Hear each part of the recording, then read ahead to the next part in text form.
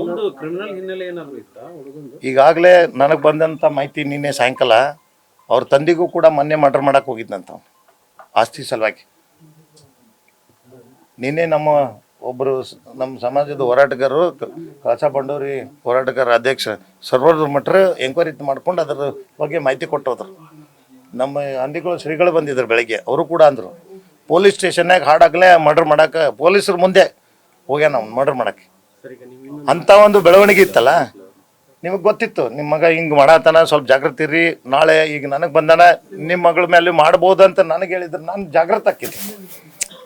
ಈಗ ಅವ್ನ ಮನಸ್ಸಿನಾಗ ಇದೆ, ಈಗ ಆಸ್ತಿ ಸಲುವಾಗಿ ಅವ್ರ ಅಪ್ಪನ ಕೂಡ ಜಗಳ ಮಾಡತ್ತಾನೆ. ಯಾರಿಗೆ ಗೊತ್ತಿತ್ತು ಅಂದರೆ ಮುಂಜಾಗ್ರತವಾಗಿ ಯಾರಿಗೂ ಗೊತ್ತಿಲ್ಲ, ಪೊಲೀಸರಿಗೆ ಗೊತ್ತಿಲ್ಲ. ಪೊಲೀಸರು ಹೇಳಿ ಮುಚ್ಚಳಿಕೆ ಪತ್ರ ಬರೆಸ್ಕೊಂಡು ಕಳಿಸ್ಕೊಟ್ರೆ.